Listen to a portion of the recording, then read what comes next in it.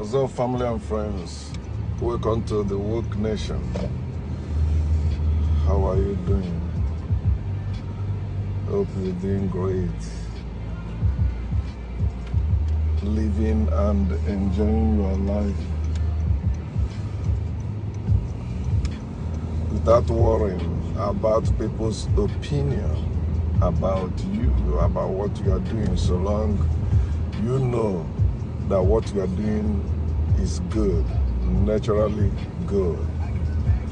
And you don't have that fear of maybe one God coming to you or one predicament befalling you. Those things knock on your door, but you have to respond to them with facts. The fact is this: no condition is permanent. My condition may be bad today, I can change it tomorrow. I can change it today for better tomorrow. And you don't have to wait for anyone to come and do it for you. Those that wait upon the Lord, that's waiting upon someone else to come and do your thing, they are living miserable life. Look at them. Anyone that is waiting upon the Lord, those rich pastors are not waiting upon the Lord. No, they are waiting upon the congregation. They know every week you must come. Some come every Sunday, some come twice in a week, some come thrice in a week, some even come every day. From their business place, they must brand to church.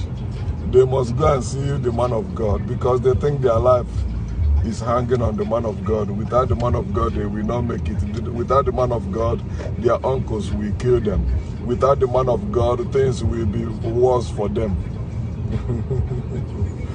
So some of them are living under that spell, of course, because some of the men of God is holding them under spell. With words, they cast that spell on them using God say this, God will do this, God punish this person. It may be your turn next. If you don't do this, if you don't do that, if you don't respect man of God, you will suffer. If you don't listen to man of God, so you see people seeing their fellow human being as representatives of God. But these people also believe that it's the same God that made them. But they believe now that this person, oh, God favored this person than them. Here some people saying some portion of the land is holy, the rest is not holy. But you say it's God, the same God that made them. The same God made them, but some is holy, some is not. And you say that God is holy, everything that God made is perfect. He makes no imperfection. Everything he made is good. So you see people who are supposed to think, reason for themselves. They have that mentality. It is called poverty mentality. They have that mentality that their fellow human being should be over them. Should be their God, should be their president, should be their Lord, should be their pastor, should be their priest, and all that. And you see the society has accepted it as the right way of living. It's not. It's anti-nature for another man to be over you. No man have two heads. All of us have whatever organ you think you have, I have it. So what makes you different? Oh, because you are more educated, I can educate myself also. You may be more educated on certain things than me, but there are other things I am more educated than to you. So you're not supposed to keep harboring that poverty mentality. You know, seeing yourself as poor or poorer under someone else, or some people or some group, you're under them. You know, without them, you cannot enjoy life. Without them, so this bullshit. No, you don't supposed to see yourself like that. See yourself as somebody. You are somebody. You are not nobody. You are somebody. You have your life to live. They have their own life to live. Like I said yesterday, you know, you have to understand nature, understand your own nature of things, how things work for you. Then begin to live like that. Some people, you know, they may have more than 10 things for them to have happiness in life, but you just need one. So understand that when you want to go beyond that your nature, you will begin to suffer unnecessarily. They can take you anywhere. They will not find cure for your problem. They will not know what is happening to you because you are the one that have made yourself so. You put yourself in that mess by living against your own very nature. And having poverty mentality is against nature. Thinking that somebody else is better than you or higher than you, you know, that's against nature. So I'm talking about poverty mentality. Especially most of us that were born and raised in Africa, we all have that poverty mentality.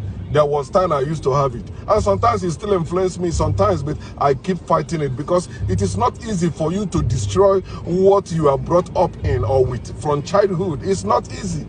That's why you see it's not easy for people to just give up Jesus Christ, give up Christianity, give up Islam, give up Judaism, give up their religion, because they have been in this for years. Or you think because you just preach today, they will just wake up and begin to follow you.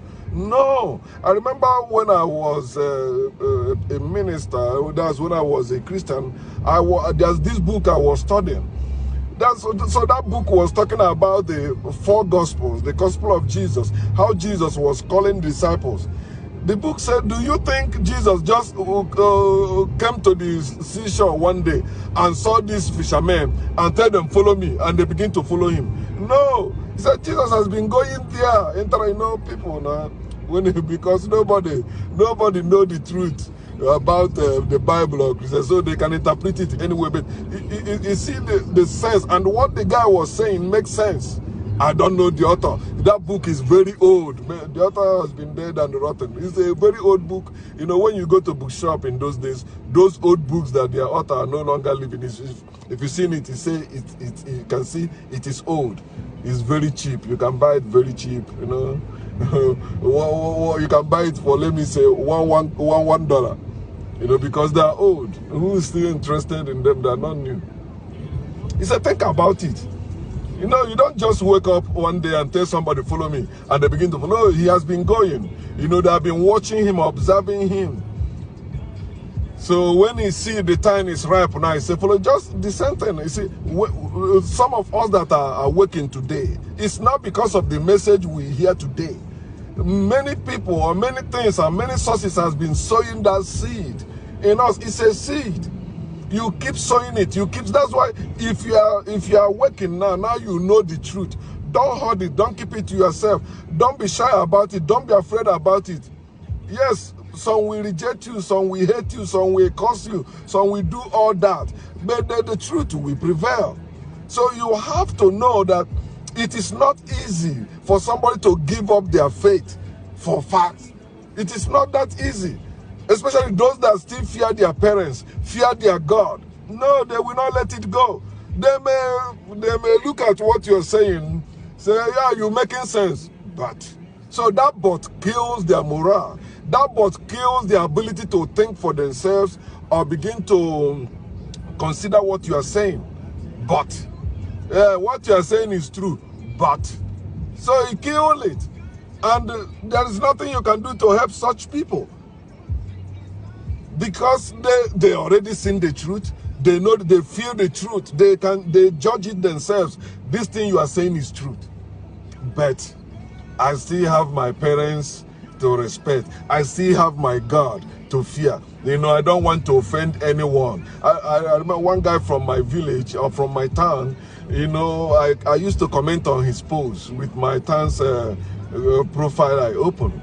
So he inboxed me. He said, please, I don't want you to be commenting like that on my post because my people are offended. You know, I don't want to be having issue with my, you know, some of my family members are coming and telling me shit, telling me things, you know, I don't, please. Okay, I say, okay. The only way I can stop is by unfriending him. I unfriended him, period. Because if I see your post on my news feed, I will comment. If you're not on my friend list, I cannot see your post. So if you think what I'm posting or what I'm commenting, it will make you have enemies, then let me, it's not fine. That doesn't mean I hate you. That doesn't mean, you know, if I see you tomorrow, we cannot have conversation. No, it means, listen, stay on your lane. Birds of a feather flock together.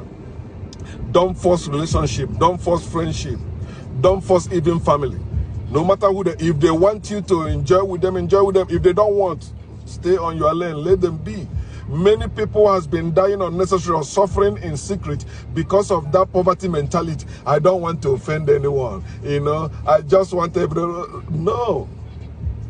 Learn from those that have just died. Where are they now? Do you think they're still talking about them? No. You will just die. That's it. So why do you care about them? Why? Why? So we must erase all there are many different types of poverty mentality that we grew up with. Like that one day we tell you, you know, my landlord has become my tenant. That's bullshit. And you see, that's what they travel abroad to do, to just make money, to prove that, okay, my landlord now is my tenant. I have bought that house we used to live in. I am rich. You know, no, you made money. You are not rich. You know what it means to be rich. And that's why when small thing happen, maybe marriage or one problem come up, that money will go down. You see that person drawing his strides and walking like that. Your landlord has become your tenant. You sell the house now. You know, you go back. They say you go back to square one. You never leave square one. You still have that poverty mentality. Keep you in that square one. You square zero. Put you in a zero.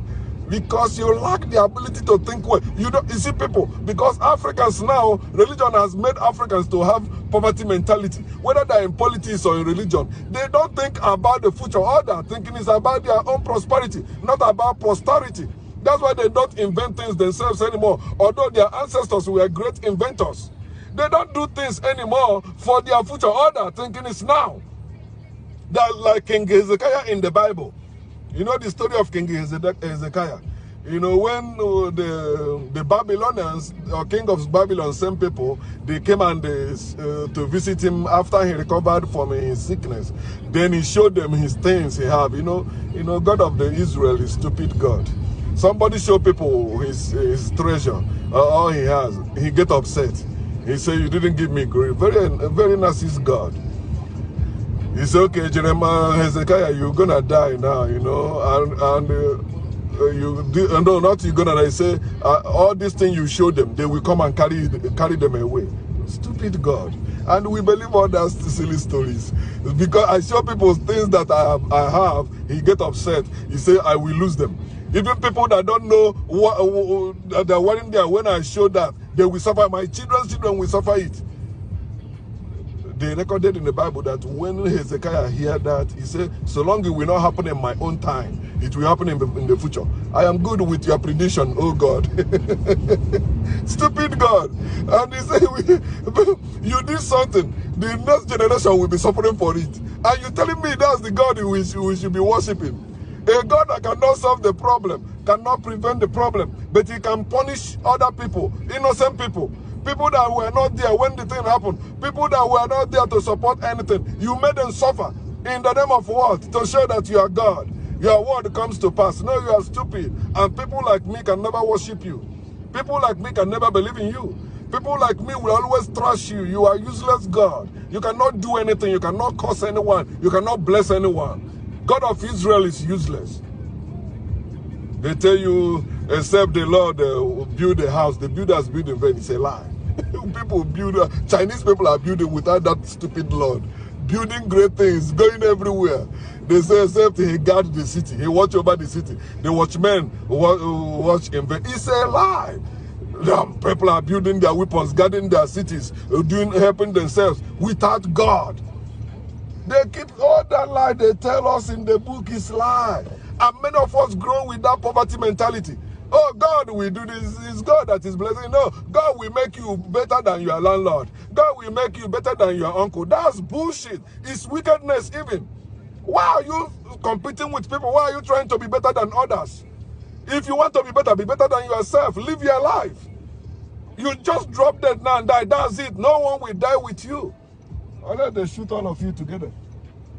But you die at your own time. None of you die at the same time. Poverty mentality. Oh, I shared that post yesterday, which I will add to this. You know, where the kids were rolling tire. You know how we used to drive tire when we were young. In the street of Fege, Onisha, or in our village. You know. So it said the same street where we roll this tire. You know, we would drive Benz.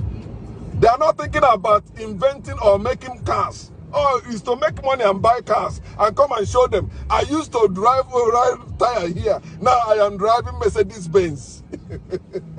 Poverty mentality. They don't think about invention or innovation. All they're thinking is prosperity. I want to make money. I want to show them I have arrived. You see how many cars I have. You see how many houses I build. I am rich. You know, you are not. You still have poverty mentality. You are poor. The poor is even better than you. A wise poor, a poor man that have his mind that can think for himself is far better than you. You are still poor. You are not rich. You don't know. You don't have the mind of it. When you lose your mind, you have lost everything. You have lost your bearing. You are not living like human being anymore. You are living like animal. Poverty mentality. I used to trek with leg on this street. One day I will drive car on it. That's the mentality majority of Africans have, including your presidents, your governors, those in power. Some of them, the first new car they drove in their life is the official car the government gave to them, or the money they made from politics, from your money, and you are suffering. Some of your pastors, if not for pastoral work, they cannot even buy a bicycle. But you see them buying private jet out of your poverty mentality. You believe if you give to them, you are giving to God, and God will multiply it. You will become rich.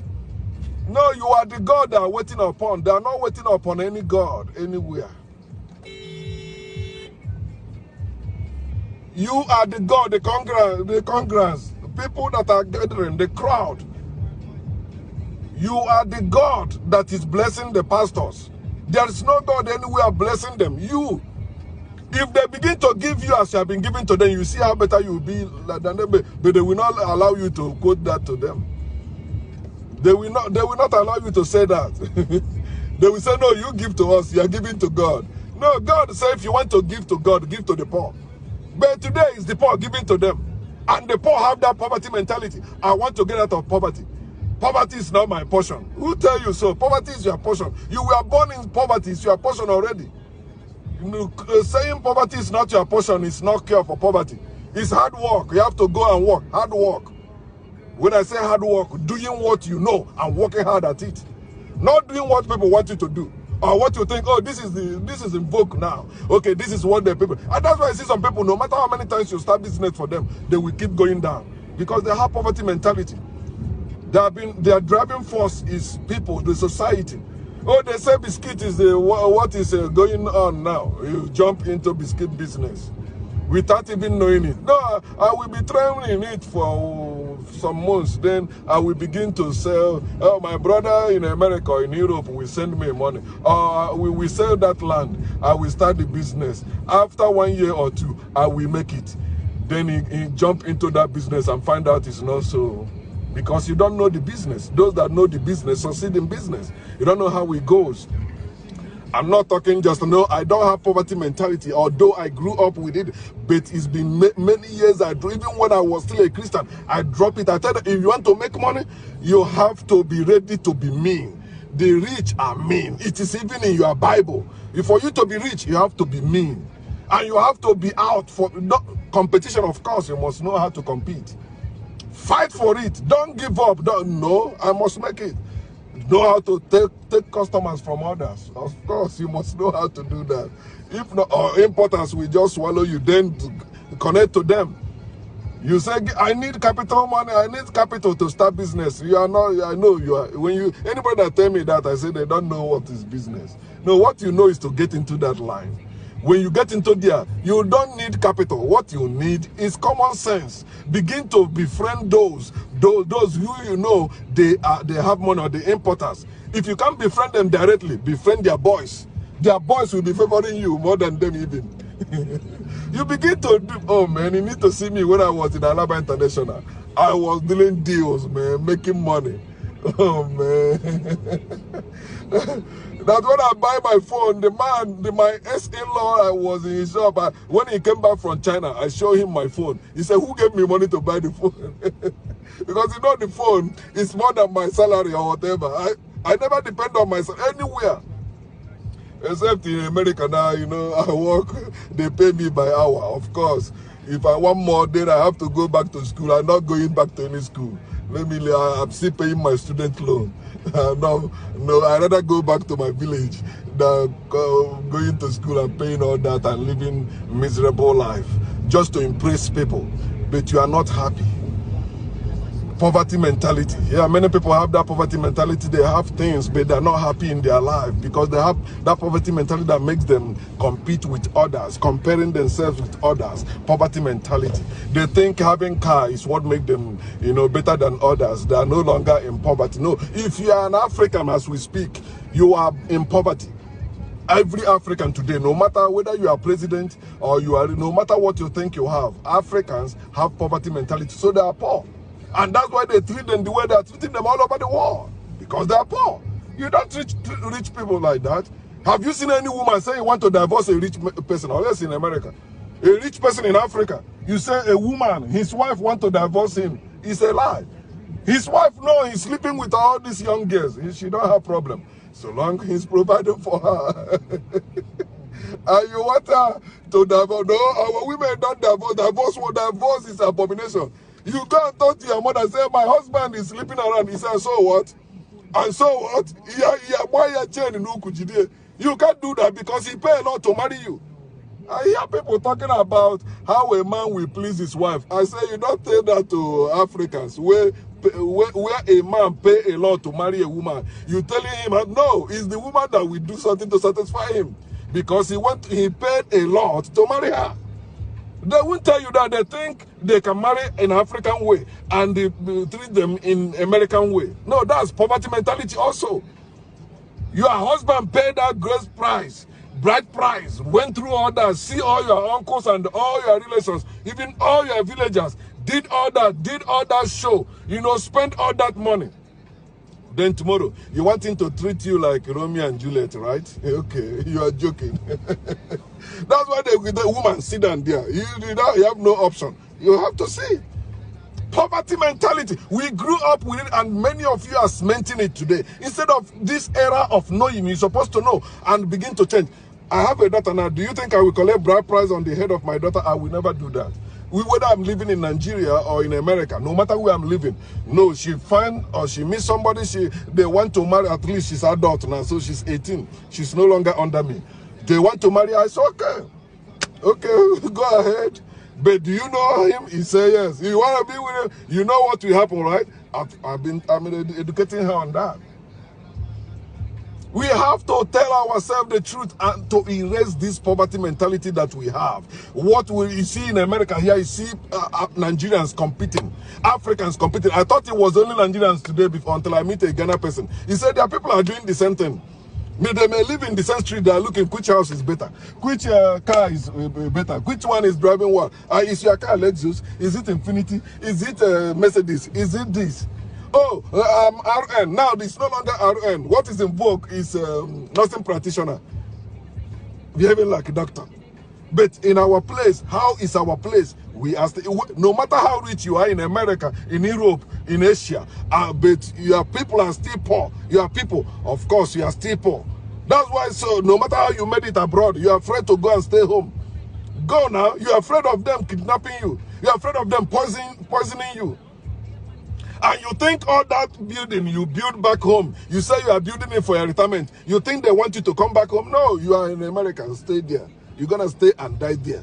They only want your dead body to be brought back. They don't want your children to come back. You say, no, you can deny it all you want, but that is the fact. And you cannot change it. Until you change your poverty mentality, erase it from you.